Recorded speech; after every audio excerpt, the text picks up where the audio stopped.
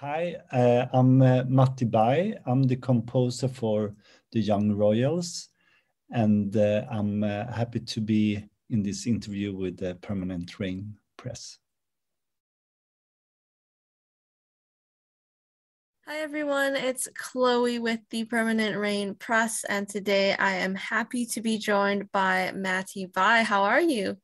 Hello, hi, I'm fine, thank you. How are you?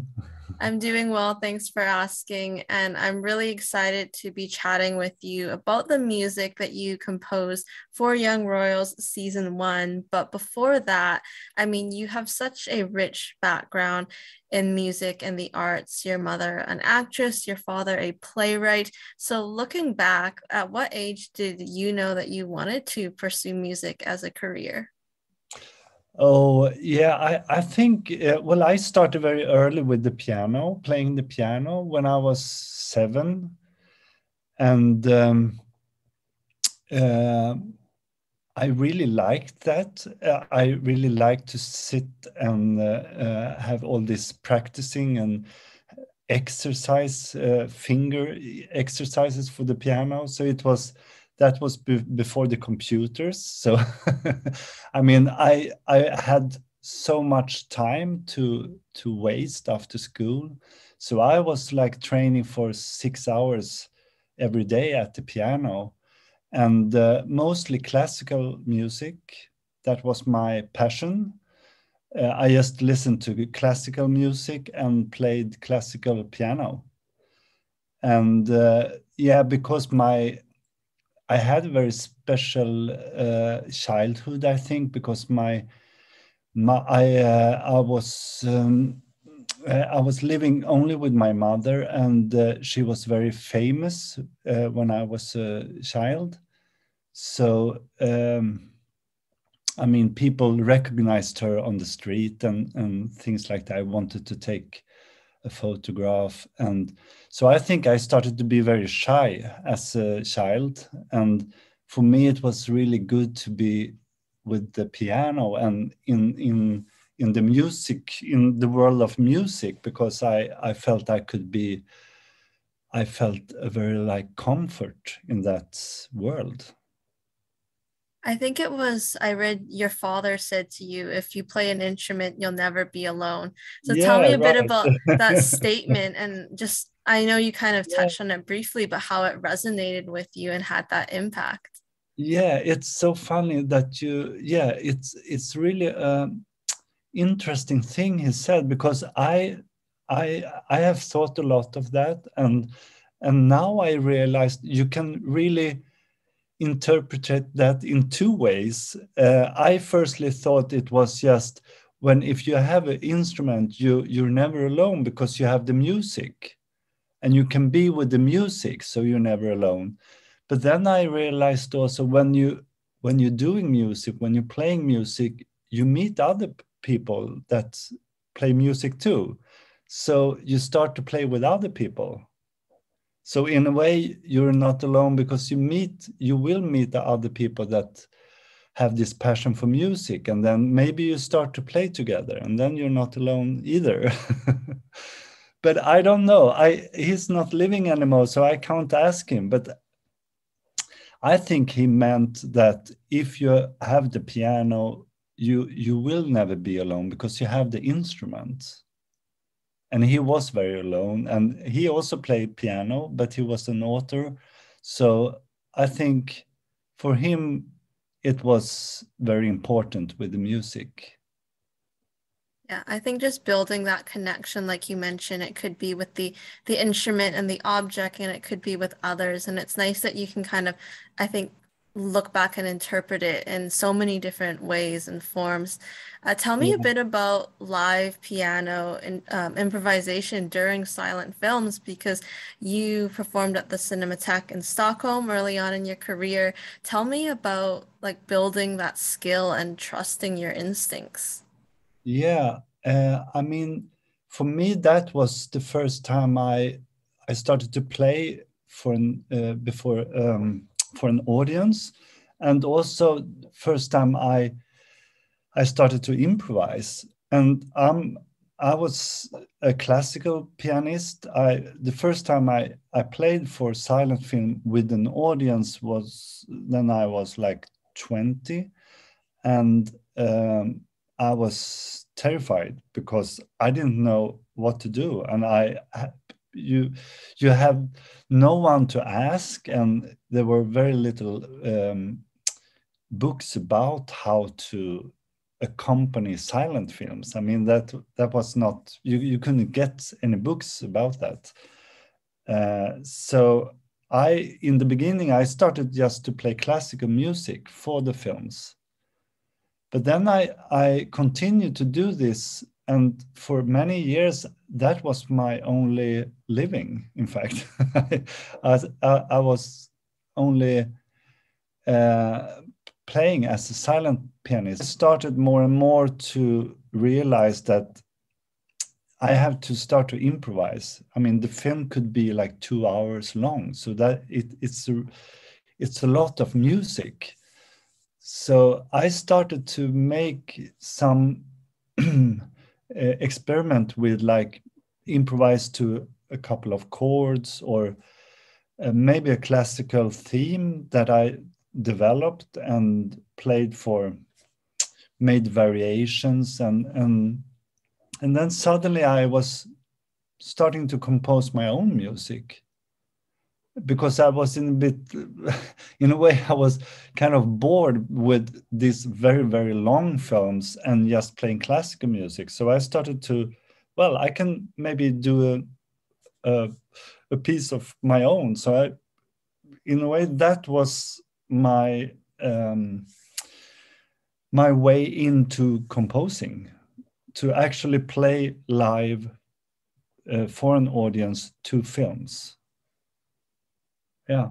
And as you mentioned, like going to films, you've gone on to score and compose music for film, TV, documentaries. So just building on starting with classical and then wanting to develop your own pieces, are there any specific composers or other programs that you looked for inspiration that made you want to go that route? Yeah, I listen a lot to composers like Schubert, Franz Schubert, and uh, also a Norwegian composer called Grieg, Edvard Grieg, because they made such a lovely melodies. And I always think that to find melodies in composing for films are very important, because I think it's so beautiful when you have melodies in films. So Schubert, Grieg, and Beethoven also. He is also really hit maker of melodies, I think. Yeah, you have to throw one of some of the classics in there. I'm sure music that mostly everyone has heard by now and can pick up even if they don't know the specific composer. But in terms of your signature sound, like how would you describe it as a composer? Are there any elements that you tend to gravitate towards? Yeah, um, I don't know. Maybe it's hard to say that yourself with about your music to make analyze of it. But I mean, I listen a lot of music, and I think you maybe have heard of this neo classical music. It's a lot of piano music that you can find now that is in a way a bit classical, but it's more it's very mellow and very sad piano music. And in a way, I feel I I make a lot of piano music, so maybe I'm also in that kind of genre. I don't know, but I also like I really like pop melodies too a lot, and I listen a lot to early like krautrock, you know, like Kraftwerk and early Depeche Mode, because I think they also have this beautiful talent for melodies also. So I think I'm something in between the classical world and early pop music, maybe. Yeah, and I definitely think there's a good realm for that and interest. You mentioned being in your studio. I see a lot of different like kind of boxes and things behind Yeah. you. Are there any like specific, I don't know exactly what they are, but maybe No. just introduce like what are some of the things that you've been using in your studio to make your music? Yeah, but I mean, I use a lot. The piano is kind of the heart of my studio, but I also love all vintage synthesizers, and I record a lot on tape and cassettes just to get this wonderful texture that you can feel more like lo-fi sounded. Uh, so I mix a lot of sounds, and I'm always like looking for new sounds. I'm really interested and curious about finding new sounds all the time. So talking about you as an artist, like are there any obstacles that you've encountered, and if so, how did you overcome them? Uh, I mean, I always felt a bit alone when I was starting with music because no one was really caring about classical music in my environment because they were more interested in pop music at that time, and I was not. Um, um, I think I felt a bit like an outsider with my piano, and that was before the neoclassical movement was. So in Sweden, no one was really interested in listening to solo piano music. So I'm really happy that I had this work at the Cinematheque because that could be my university in a way. I learned to compose there, and I learned to develop my own style in a way. And I was totally alone with that. I didn't have any critics coming there and making analysis of my music. I could be totally alone with the films and with the audience. So for me, it was really perfect. I love the way you mentioned that and just kind of being a safe space for you. Yeah. Just a little note that Matti is the Swedish Film Institute's resident silent movie pianist since 1989. So it's nice that you can still kind of go back to that when you want to, even though you're composing for a lot of other programs right now. Yeah, I do that occasionally. Sometimes I play for a silent film. It's really fun. Still, I think it's really fun. Uh, yeah, I feel a very. Uh, I mean, I'm really interested in film. I watch a lot of films and also reading a lot, and I think that it's very important also when you're making film music to be interested in like the drama in film and in how you tell a story, because that can really helps you in the mood how you compose music to add some of the dramatic layers in the music. For sure. And speaking of drama, let's move on, talk about Young Royals. How Yeah. did you come to be involved in this show as the composer? Well, I knew the director from we had the plan to work together in a feature film before Young Royals, but that never happened. So we had some meetings, and we really liked each other, and we were like saying that, well, in the future, if something really fun shows up, we have to work together. And then Roshda, she called me and told me about this series, and she asked me if I had time to compose music for it. And it kind of went from there. You mentioned Roshda. Like, what do you remember? I know it's been over a year, but do you remember kind of what she pitched to you and what really intrigued you about the story in particular? Uh, Well, she sent me the script, so I read the script, and I, I I don't remember if she really pitched it for me. I think she just, please read the script and we can talk after that.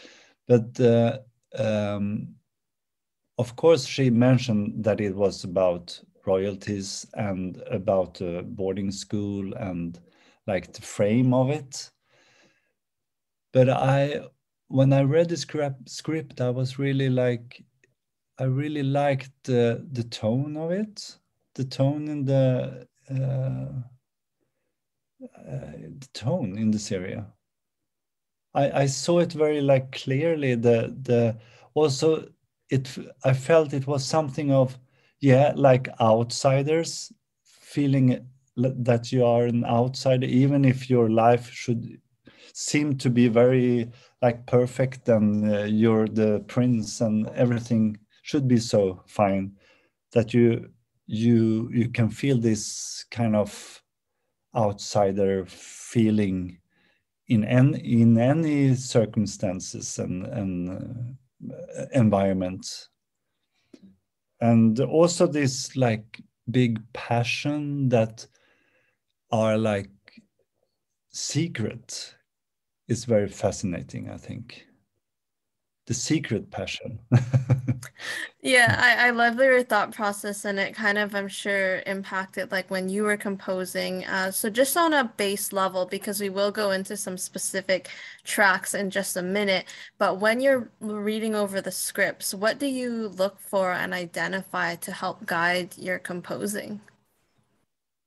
Well, I uh, I try to see if there are like um, places in the script that are empty also, because sometimes you can read script and everything is very like it, you have the dialogue, you everything like flow very fine, but you don't feel you have any like empty spaces or pauses, or when everything just is like uh, still, that you can feel the emotions in the characters.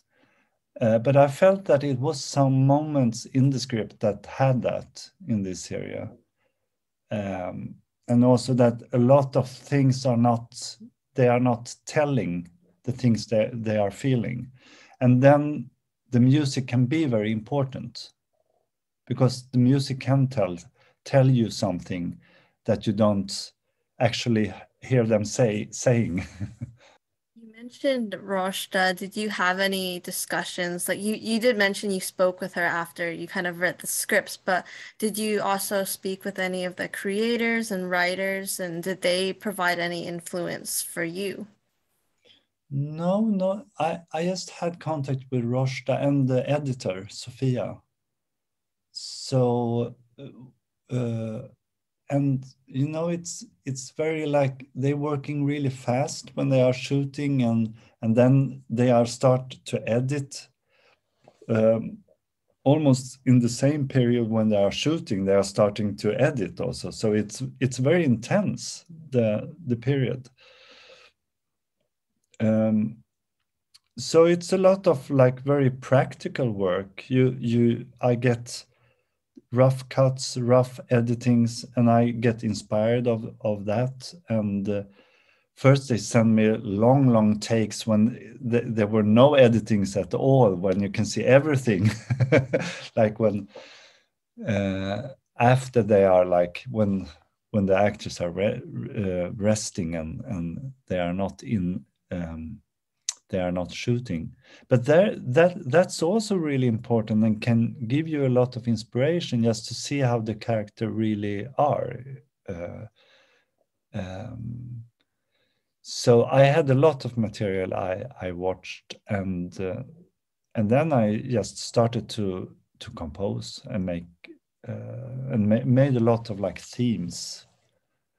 So you had the scripts and then you had the rough footage, the raw footage, which means that you were probably privy to a lot of behind the scenes or maybe things that did not make the final cut. So that's something interesting. And I know fans would just love to get their hands on that material.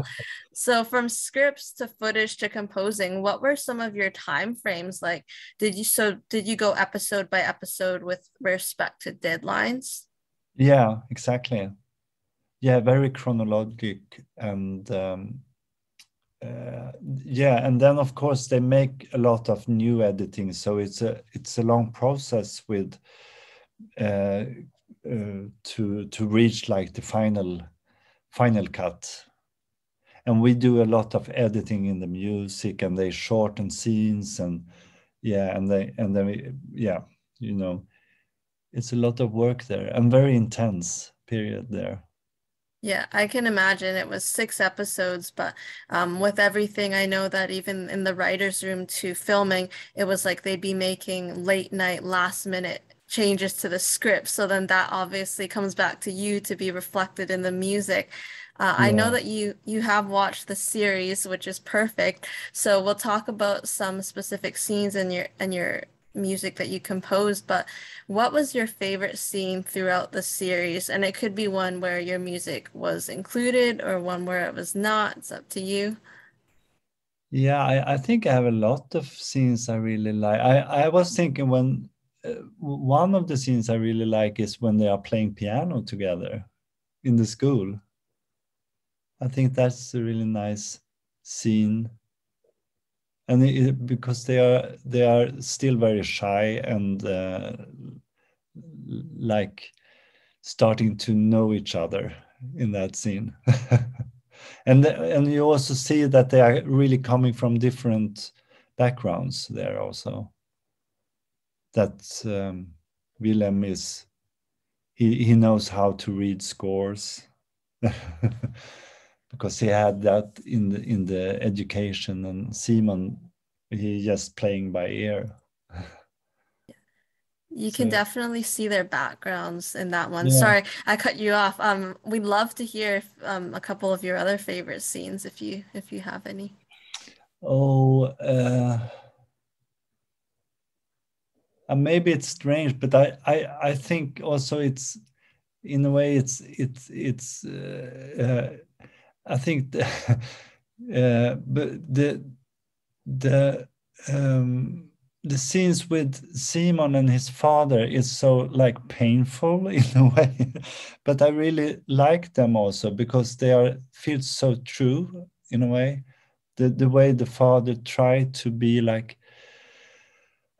trying to get in contact, but yeah, and he's so in a way so um, broken in a way, the father. So it's so sad, and I feel I like that you have this uh, to see this relationship, because it feels like it's not so often you see a relation like that between a son and a father, and it feels very important to show that.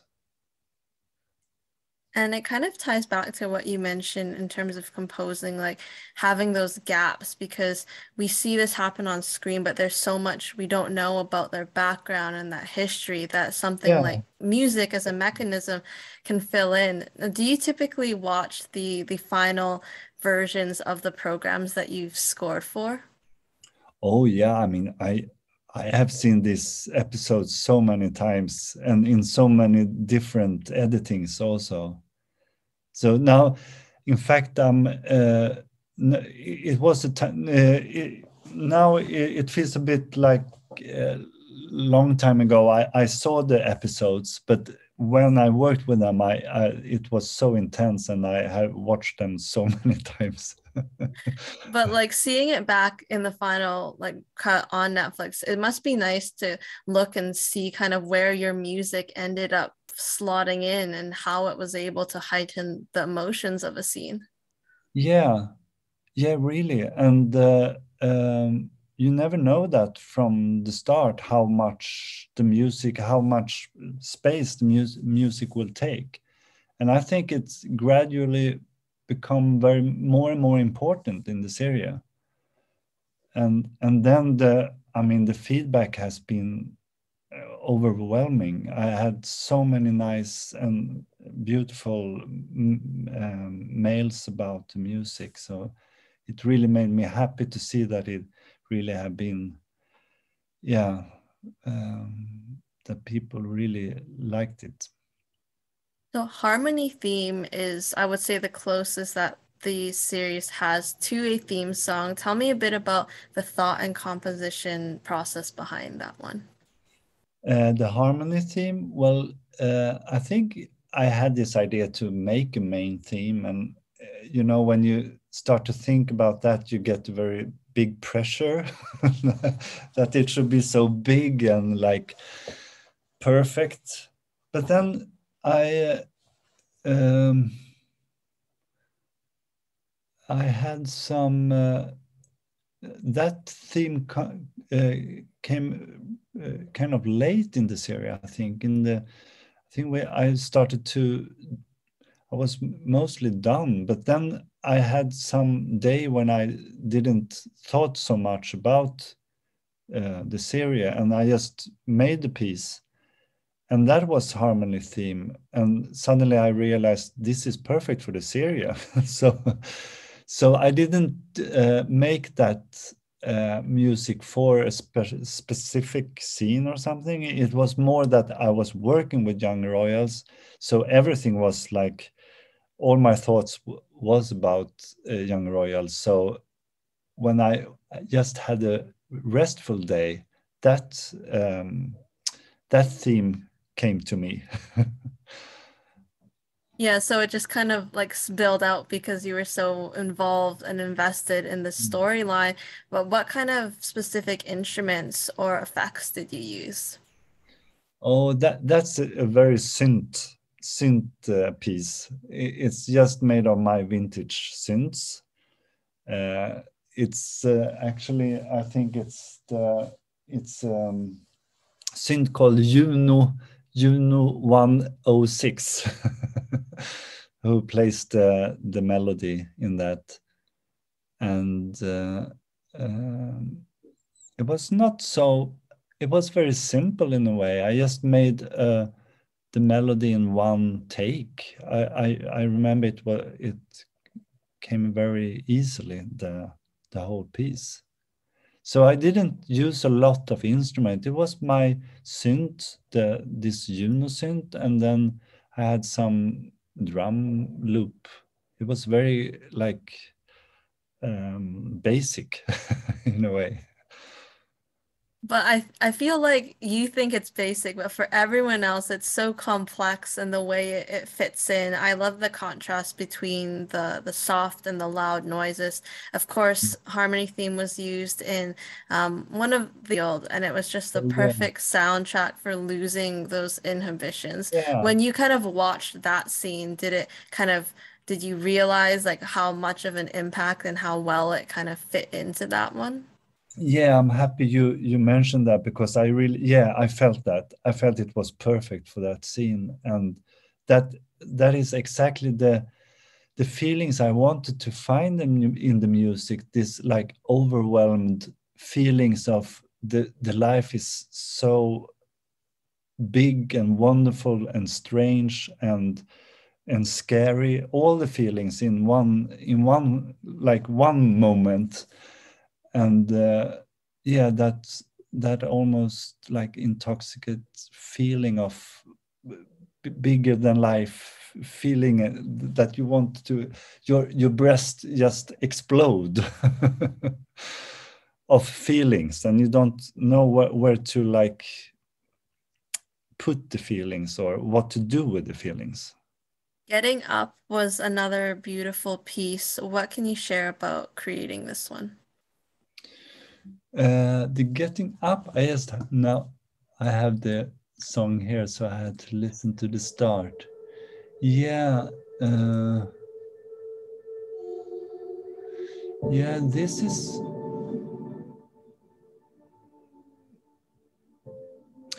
this was a little bit, I think I was working with like the scenes when they are um, what what is the name of that, when they're not paddling but they are going with the boat, you know, Oh, out like the for, rowing kind of. yeah, the rowing, they have this rowing scene in you remember in one of the Yeah, episodes? is it like at the beginning of an episode when they're kind of rowing the boats, Yeah, maybe? exactly. Yeah, Yeah. I don't know if it's used exactly there, but it was really for making some music for like the start of the day, like when you have to get, get up and start to be like alert and awake. um, so that was very specific music made for that. And it had like this distinct ringing sound, which is like kind of the callback to being awake, like it's something different than, you know, your regular alarm that you might hear. Yeah. Sun After Rain is one of my favorites. I know the creator head writer Lisa Ambjorn has also tweeted out that this song gets her every time. What did you want to focus on with this one? And when you're composing, do you also work with feelings, a lot of feelings that you want listeners to feel? I I don't no, I never think about how I want it to be perceived, I think. But I mean, I'm so obsessed of music trying to be holding a lot of emotions and also almost telling a story, or like that you put a lot of almost like a small drama in the music, that you can, things are evolving, things are so it can so you're allowed it to be complex, or like it can be beautiful but it can also be a kind of scary sounds that I don't feel that this is a I feel that that is a good thing to mix in music, to have different contrasts in the music. Uh, and that song, the Sound of the Rain, th- I was looking for something that was could have this both contrast of being beautiful, but it's something not so okay there in the same time. I feel as if you and Roshta Sekersos have like just the exact same shared vision because when we spoke with her, she mentioned like an overall theme of the show that she wanted was not respecting the environment. And so that whole Yeah. contrast between like light and dark sounds really just captures that whole sentiment. Well, thank you. Confused was another great one. They're all great, but we're just picking on some here. It was used in episode 2 with Wilhelm and Simon's first kiss. When you are working with intimate scenes, does that affect your mindset at all, or is it just kind of again the scene you're focusing on what the characters maybe want to feel rather, you know, than not the viewers, but just that progression? Yeah, no, right. I think it's more important to be in the character's mood and not trying to describe what you already see in the picture, in the images. So, and of course, a kiss can be complex too. It's not just one one feeling in a kiss. So I think it's the same thing for all these scenes, that it is complex scenes. It has different feelings, and also the feelings that everything has to be secret is also a very like heavy burden in a way for your feelings. So when you're watching the raw footage of, like, I just want to say, of Edwin and Omar, and you're kind of seeing their relationship play out, like were you really impressed with what you were seeing, and did that like find its way into, the music, especially let's say episodes 5 and 6, when you've been with these characters for 4 episodes already? Mm. Yeah, I think they are wonderful actors, emotional of the relationship between them. I think is really nice done, both of the directing and acting. It's fantastic. There were so many shorter compositions that you also created. So when you don't have dialogue to go off of, like in these non-dialogue scenes, how do you craft these interludes? Because you want to make them sound like underneath an overall theme, but you also want to make them sound different for this different kind of little scenes that they've been put into. Yeah, well, I make a lot of music that can be used